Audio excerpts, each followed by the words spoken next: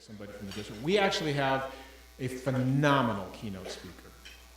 Ed Tate, who is the 2000 world champion. I want to make sure I get this right.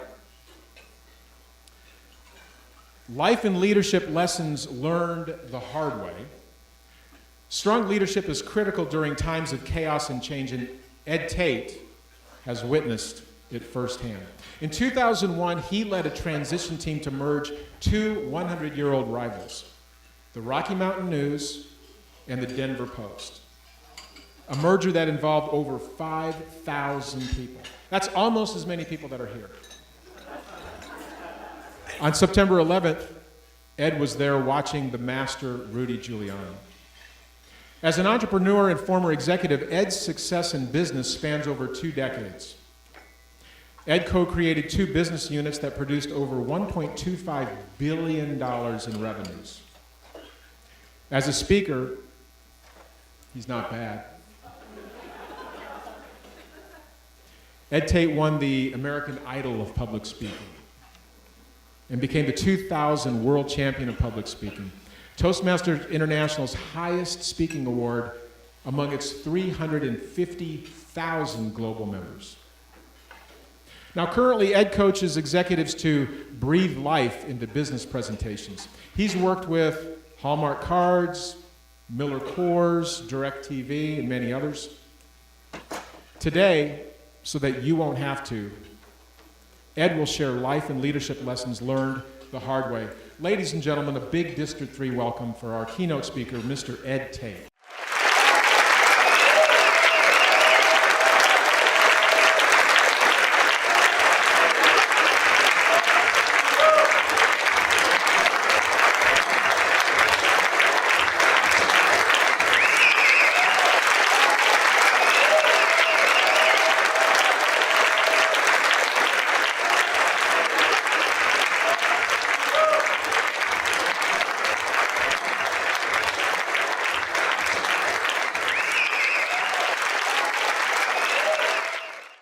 Say hello to the civilians, the people who are affectionately referred to as guests. If you are a civilian, please stand. Let's give it up for the civilians. I love you people, because you got dragged here against your will. You may be seated. Raise your hands if you remember what it was like to be 21 years old. Raise your hands high. Look around, look around, look around. Some of you are like, I can't remember. All right. When I was 21 years old, I was young, I was single, and boy, did I mingle. And you couldn't tell me anything because I knew it all. And ladies, I was so good looking then. Now, I know half of you are turned off by that and the other half don't believe me. But I bought proof that I was 21 and good looking. Bam!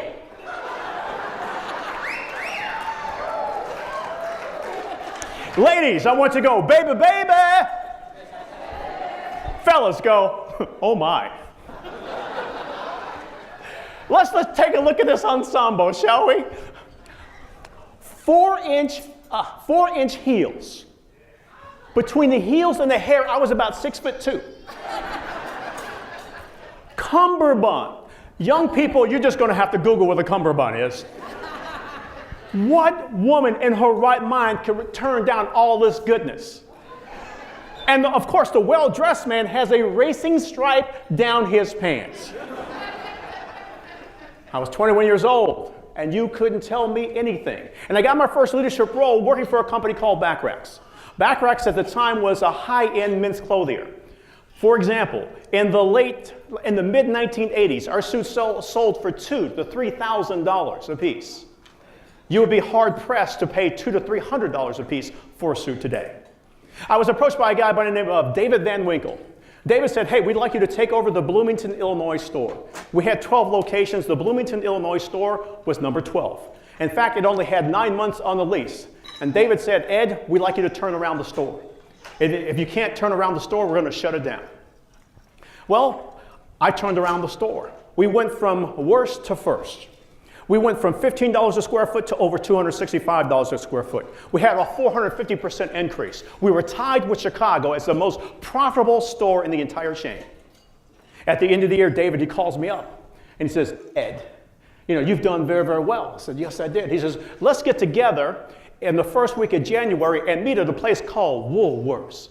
Raise your hands high if you know what I'm talking about. Young people, I don't have time, just Wikipedia. Now, one of my favorite sports is jumping to conclusions. Anybody here play that sport? You like that one, don't you? Okay. I'm going to take her on the road with me, all right? Anyway, what I heard was that I qualified for the company's bonus program. And based on the company's bonus program, I could buy the car of my dreams, a 1981 Datsun 280Z. Ladies say, baby, baby. Fellas say, oh my. Anyway, I was so confident, I was so sure of myself, I went down to the dealership and I put down a deposit. And then I made a list of all the girls I was going to date in my brand new Datsun 280Z. Anyway, we get together in Woolworths and we start to have coffee. Now, I'm young, I'm impatient. And then, anyone ever see the cartoon Charlie Brown? How do the adults sound in the cartoon Charlie Brown? That's all I heard. And the only thing I wanted to hear was, where's my money? Anyway, so David said, you had a good year? I says, yeah. And then all of a sudden he says to me, he says, Ed, rather than giving you a promotion, we've decided to put you on probation. What do you mean, David? If this is a joke, I don't get it. He says, I'm serious. David, what are you talking about? I have slaved really, really hard for this company. I've worked 12-hour days. You told me to turn around this company. I did that. We went from worst to first. We're the most profitable company in the entire chain. What type of man are you that you would go against your word? He said, that's a great question, Ed. What kind of man are you? You see, I received a phone call from 26 of your 27 employees. And they said, if you're the manager for another day, if they can't be transferred, they'll quit. You see, Ed, we asked you to do two things. We asked you to, number one, build the business, but we also asked you to build your people. We promote our people from within. And based on your leadership style, there's no way that we can do that. And why would we ever promote you? Why would we take your brand of leadership and infect our other locations? He says, son, you've got to twist it. He says, when people do something right, excuse me, I got a phone call there? No.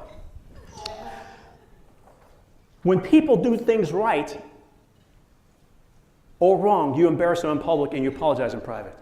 When things go right, you take all the credit. When things go wrong, you throw your people underneath the bus. He said, son, you've got to twist it. Anyone who's in a leadership role, who uses their role, their power to intimidate other people, number one, they're insecure. Number two, they're a bully. And number three, they're a coward. He said, son, you've got to twist it. What we want you to do is the following. He says, number one, you praise your people in public. If you can't praise your people in public, excuse me. Number one, you praise your people in public. You praise the behavior that you want more of. Number two, you provide feedback in private. Number three, it's the team that gets the credit. Number four, it's the failures, it's the leader who takes responsibility. You manage things, you lead people. You manage sales, you manage inventory. Those are things, inanimate objects, but you lead people. I was 21 years old. I was so upset, and I just stormed off. Now, I want to point out something. David Van Winkle is not the type of person that you storm away from, but he understood something. You see, I was young, and I was angry, and I was upset, and he knew that I needed some time. So I went to one of my friends. His name is Steve Innan, and I just ranted and raved to Steve, and I says, you're not going to believe what they've done to me. By the way, have you ever said those words? You're not going to believe what they did to me when it was you who did it to you. He said, Ed, take the probation. I says, what are you talking about, Steve? You're supposed to be my friend. You're supposed to be on my side. He said, take the probation for the man, for the leader, for the person it will make you. To this day, I still don't believe I did it, but I took the probation. And it was just like David said. 26 of my 27 employees, they either got transferred or they left.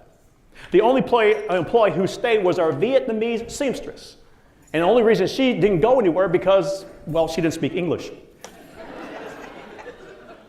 The following year, without question, was the most difficult of my entire life. I was actually competing against rock star numbers, a 450% increase over the previous years with rookie employees. We eked out a 7% increase over the following year. Again, it was the most challenging thing, but the rules that David shared with me that day are still relevant today. You praise your people in public. You provide feedback in private. The success is the team. They're the ones who get the credit. Failures is the leader who stands up, the woman who stands up, the man who stands up. They're the ones who take responsibility. And finally, you manage things, you lead people. Leadership lesson number 6 that I had to learn. A friend of mine, her name is Kimberly Bates, and she says, your technical skills will get you hired, but your lack of people skills will get you fired. It's not your technical skills that'll get you ahead in your career. Your technical skills get you through the door. It's your lack of people skills that will get you fired. In fact, it's your people skills that determine your altitude. I'm a former executive in the computer industry. There are a lot of people in my industry who hated the fact that I got promoted at such an early age. And the reason I got promoted is because I understood it was a people game. The phrase is people game. What's the phrase? Tell your neighbor what the phrase is. You may be gifted with technical skills, but if you only rely on your technical skills, you will not get ahead. Does that make sense? Is this good stuff? Please turn to your neighbors and tell them, this guy's good. In a moment, I'm going to have you stand. By the way, you don't have to stand if you don't want to. I don't want to force anything they don't want to do. And some of you, it may not be convenient for you to stand. So if you choose not to stand, there's no judgment here. But I'm going to have you repeat some words which appear on the screen. One of these words that appear on the screen is an unusual word. It is FUD. Let's get some practice.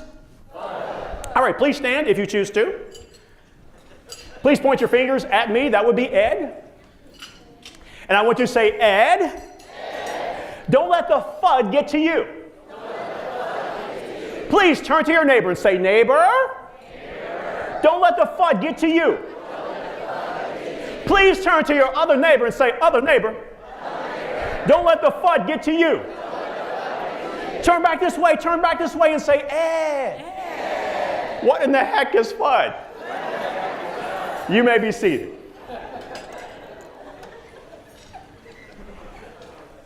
By the way, here's the deal. I'm going to have fun regardless. You are welcome to join me. It stands for fear, uncertainty, and doubt. And whenever there is a change in our lives, it's always accompanied by fear, uncertainty, and doubt. I'm the former training director of a company called the Denver Rocky Mountain News, the second oldest business in Colorado, 145 years, second only to the Coors Brewery. One year, they announced something called a JOA, a Joint Operating Agreement. This is newspaper lingo for a merger. All of a sudden, we're supposed to merge with our arch rival, the Denver Post, a company that has been trying to put us out of business for 100 years. Imagine, if you will, the Hatfields and the McCoys being told to play well in the sandbox. By the way, we have that, don't we? It's called Congress. Too soon? No. Anyway, I'll never forget the day. It was a Wednesday. Again, I take you back to, I'm going to have fun regardless. It was a Wednesday afternoon at 2 o'clock. That was the day it was announced. About 60 officers from the company. By the way, before I continue the story, for the millennials, a newspaper is how we got information before there was Facebook. Okay.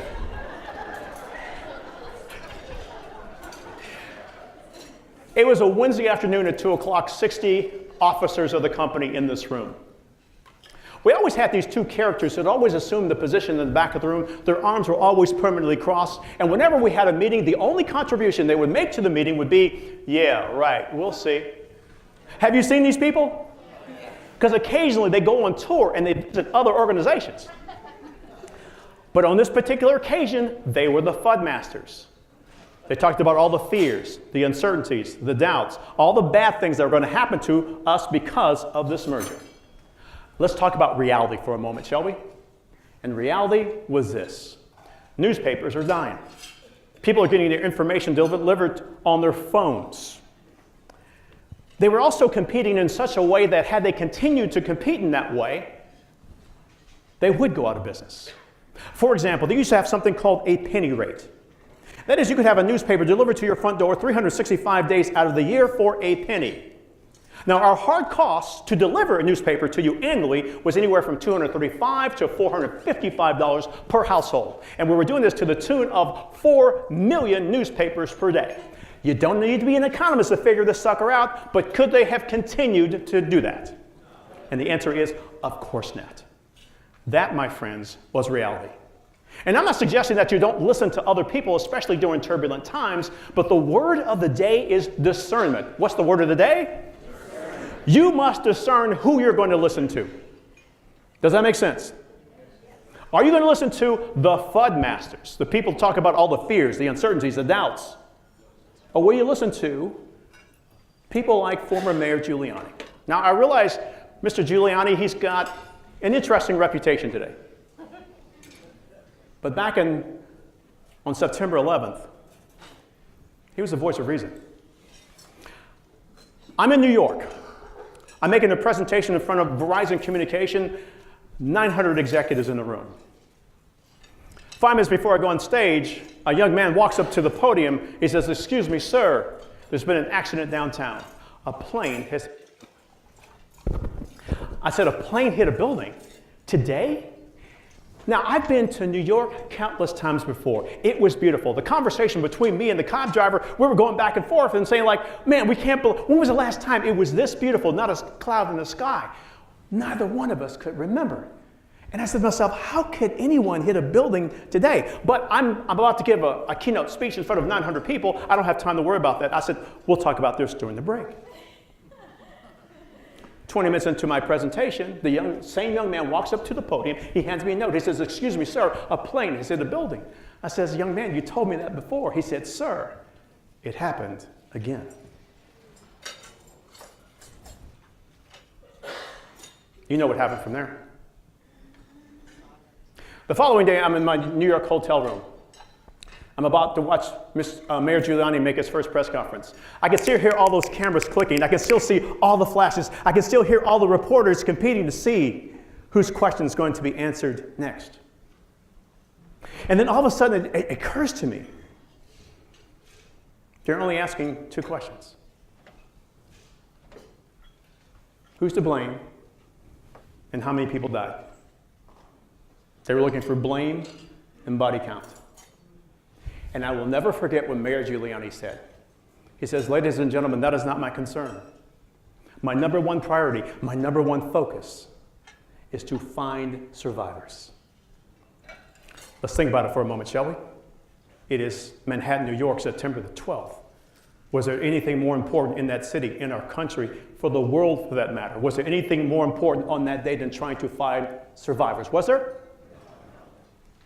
And that's when I realized, good leaders, great leaders, they focus on the right things at the right time. And on that moment, there was nothing more important than to try to save the people who were still alive. And Mr. Giuliani did answer the question of the reporters. He says, eventually we'll figure out who did it. And in terms of the number of people who died, the number will be more than we can bear. And he was right. I'd like to ask you a question, and the question is this. Are you ready for the truth? That wasn't rhetorical. This is the audience participation part. Are you ready for the truth? Yes. The truth is this. You have handled 100% of your worst days. You see, you've handled 100% of your worst days until you came through these doors this evening, and when you leave these doors, any worst days that you have from this point on, you will handle it. My friends, that is the truth. You can and you will handle it. Now, there's going to be some people who've never heard of Ed Tate. They'll never hear this talk. I want you to do me a favor. Will you do me a favor? Yes? When you have a friend, a family member, a coworker, a fellow Toastmaster who is having a 100% worst day, I want you to remind them of what the truth is. You can and you will handle it. This too will pass. Is this good stuff? If you praise your people in public, you provide feedback in private. The team, they get credit for the success. The failure, it's the leader who steps up. You manage things, you lead people. Don't let the FUD get to you. Great leaders are focused on the right things at the right time. Leaders also avoid majoring in minor matters. A couple of years ago, I was in a evaluation contest. And I was what they call a target speaker. That is, you have a speaker and then you have evaluators, and the evaluators are the contestants. At the time, I was an executive. I was traveling all over the country, and at one point, I was going to back out because I was so busy because I wasn't prepared as I'd like to. Toastmasters, raise your hands. Can you relate to that one? Okay, just checking. Just checking. Oh, we just got a little ugly in here, didn't it? Anyway, I decided, wait a minute. I'm going to be in front of some of the best evaluators in the area. I'm going to go ahead and give this speech. So anyway, I got the speech. I gave the speech. And then I got something called a bonus evaluator. Anyone familiar with the phrase, a bonus evaluator? Okay, so these are the people who walk up to you and it says, can I give you some unsolicited feedback? Has that ever happened to you? By the way, has anything good happened after that sentence? It did for them. And the people who aren't laughing right now are the unsolicitors. But anyway, that guy ripped the speech apart. The number of ums, the ahs, etc. Where'd you get your research? All this other stuff. He ripped it apart. Then after he ripped it apart, I asked him, what did you think of the main idea? And he looked at me like a deer in the headlights. He was so concerned with the pieces, he didn't see the whole. 2 weeks later, I'm on an airplane. A guy turns to me, he says, are you Ed Tate? I'm thinking, yes, I am. People are starting to recognize me. My public awaits. He said, me and my family, we went to the evaluation contest that night. You were talking about words and deeds. And one of the words you talked about is how we always say that our families are the most important thing to us. But if you watch our deeds, that's not true. And I realized that I was the person that you were talking about. So that night, we had a family meeting, and I cut my travel schedule by 25%. And it says, I got to tell you, you probably saved my marriage. You see, I'm so glad I went there, even though I didn't feel I was prepared as I should have been. But that speech was for him. And here's my challenge for you, Toastmasters. Next time that you have an assignment and it's your turn to give a speech, and for whatever reason you're not ready, I want you to give the speech anyway. Don't back out, because here's the reason. There's somebody who's suffering in silence, and they need to hear your message. They need to hear your voice. They need to hear what you've got to say. And you're robbing them if you don't do it. Are you with me? Yes. And I would love to say that I'm on this high ground, but I'm not. My son David, one day he approached me. He's in high school, and he says, hey, Dad, check out my chemistry report. There's 40 line items on this piece of paper. There's a lot of A's, an F. More A's, another F. More A's, a B, and another B, and another F. And what do you suppose Speaker Boy focuses on first? I said, David, what's the deal with the F's here? He said, Dad, did you see the grade on the bottom of the paper? It was a 98. If he's going to get a letter grade, what would that be? He's going to get an A. As it turns out, those 3 Fs, they all were for extra credit. They had no impact on his final grade. Now, as a parent, I had a problem with that. Okay? As a parent, I had a problem with that. However, the school did change its grading system. It did change its grading system. And my son said to me next, he said, "Dad, you need to focus on the big picture."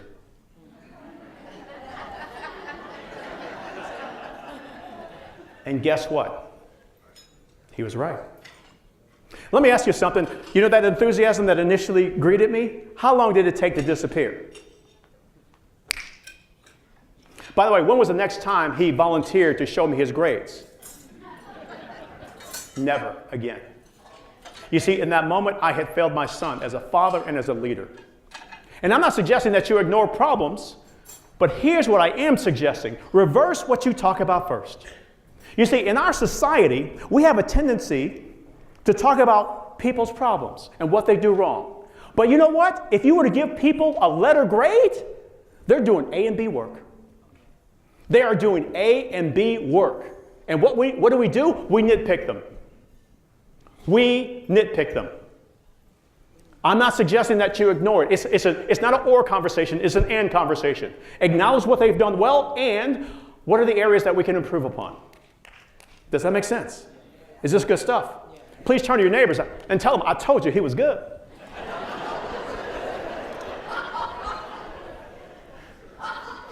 Number 8, avoid majoring in minor matters. Excellent leaders focus on the big picture. Number 10, got grit, don't quit. Got grit, don't quit.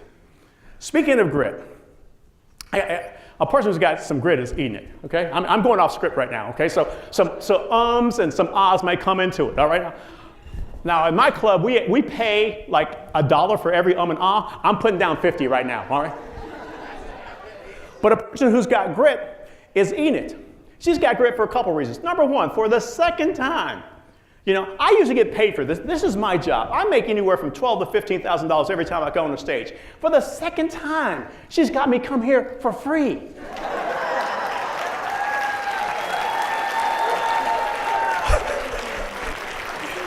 I'm hiring you as my agent. But here's something else I want to acknowledge with regard to her. Last year, she became the district director. She ran from the floor. Now, I want to point something out here. I've spoken in my career to well over 100 districts. You're the first person I've ever met who won from the floor.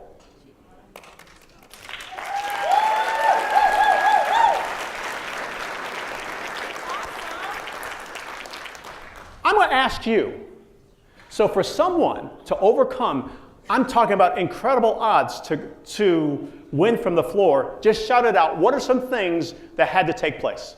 Anyone? What's that? Support. What else?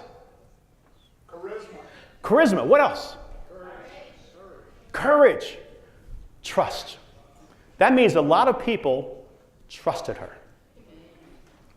That is the essence of any leader, is the fact that a lot of people trusted her.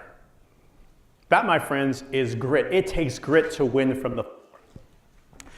What is my time? What have I got left? I got 6 minutes?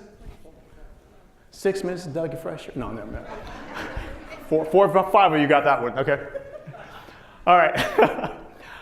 I'm going to tell this last story about grit. I used to be the assistant football coach to my son's football team. They were a group of bad news bears. We only won 2 games in 2 years. Yeah, I'm real proud of that. Anyway, part of football is every year, what you have to do is the kids, they have something called a weigh-in. And the group was 10, 11, and 12-year-old kids. Now, the reason you have a weigh-in is because you don't want the older kids to be so much bigger than the smaller kids, because the smaller kids might get hurt. And they have a rule, and the rule is if you're a certain weight, you can't be you can't carry the ball. That is, you can't be a halfback, fullback, wide receiver, etc. It's just unfair. So my son was like, he's a star halfback on the team. And one of the things the kids would do for the weigh-in, they would actually take off all their football equipment. Well, on this particular day, I don't know what possessed David. David decided to hop on the scale with all of his football equipment, including his helmet. He is 15 pounds over the limit. He is no longer eligible to be the star halfback. The team's disappointed. He is in tears. And I'm saying, like, you know, I tried to talk to the woman. I says, hey, everyone takes their equipment off. And she says, hey, once he hops on the scale, that's it. It is done. And in that moment, he wanted to quit. And I said, no, we don't quit. We don't quit for several reasons. Number one, we're Tates. We don't quit. We finish what we started. Now, if you don't want to play football next year, that's fine. But you're not going to quit right now. The other thing is that you don't quit when you have a bad day. You don't quit when you have an emotional day. You never quit when you have an emotional day. Are you with me? So a couple days later, I go to this workshop. It's put on by a company called Enlightened Leadership. And they pointed out a couple things about how we focus on things. And they have 3 laws of focus. Number 1, you get more of what you focus on. Number 2, the words no and don't do not work. For example, if you say to a small child, don't spill the milk, what does the child see? They see spilt milk. You see, there's no picture for the word no or don't. So every time you tell someone no or don't, guess what? They see the thing that you don't want them to do. Are you with me? And what you need to do is you need to paint the picture of the behavior that you do want rather than telling people what you don't want. Rather than, as opposed to, don't spill the milk, honey, hold the cup with both hands. Paint the picture of the behavior that you want. And as a coaches, the things that we were doing, we were telling the kids, don't drop the ball. What did the kids see? They saw drop balls. We had a strong arm quarterback. He was overthrowing receivers. Don't overthrow the receivers. What would he do? He would overthrow the receivers. So we changed the language, and that is catch the ball. We told the quarterback to hit the receiver in between the numbers. We painted the picture of the behavior that we wanted. So we have this new enlightened approach, right? So anyway, the new season starts, and here's what happens. We lose the first game, the second game, and the third game. The parents are enraged. They call a special meeting, and the meeting was what to do with Coach Ed. How many of you know that real life is better than fiction? You can't make this stuff up. And they want to get rid of me. And I said, like, hey guys, I think the kids are starting to get it. I think their confidence is starting to grow. I says, let me get this straight. You want to go back to the old way. You want to go back to a way that we know for a fact that doesn't work. Is that what you're saying? Give me one more game. And if you don't like what we're doing here, I'll step aside. The kids, they won the next game, the next game, the next game, the next game, the next game, the next game, and the next game. We're 7-3. We're eligible for the Bronco Bowl. That's the state championship by age group in the state of Colorado. First playoff game, we won that one 18-17 with a minute and 13 seconds to go. We win the next game 21-17 with about 2 minutes to go.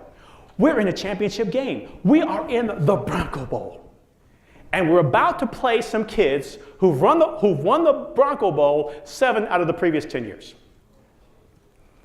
I could tell that the kids were nervous. These boys and girls, and by the way, we did have girls on our team.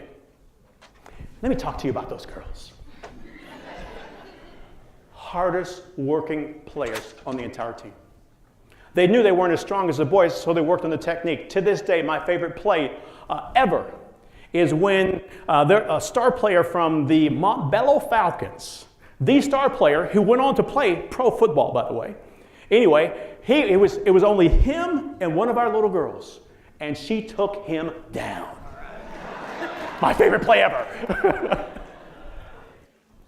Anyway, so I had a talk with the kids, and it says, what are you afraid of? Well, they're bigger, they've won before.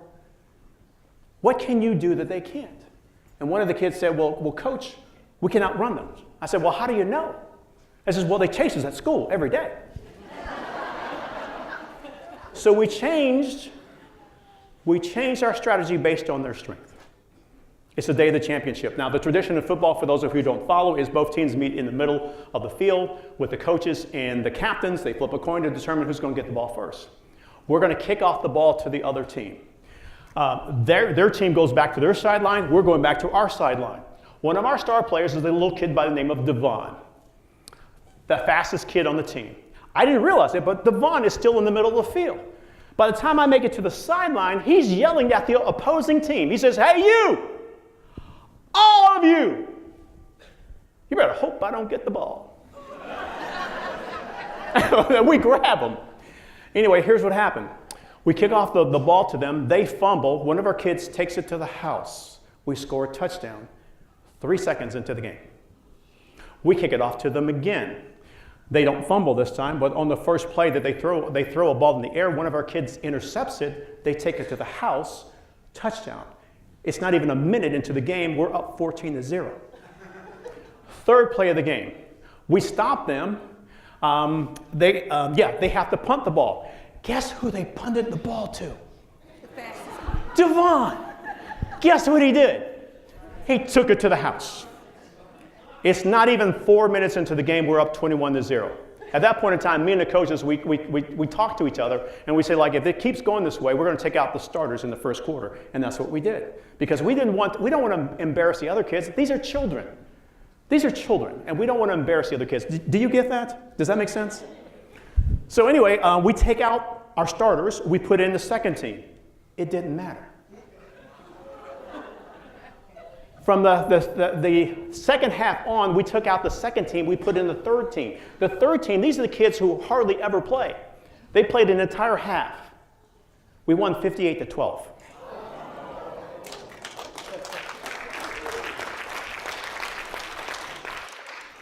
The only difference, the only thing that we changed was our focus. What they focused on. I'm inviting you to focus on the strengths of the people in your lives. I'm inviting you to see the A's on them. I'm inviting you to skip the nitpicky things, because these are the things that matter. These are the things of leadership. These are the things that build your relationships with your families, your friends, your children. I'm inviting you to focus forward. Thank you for your time.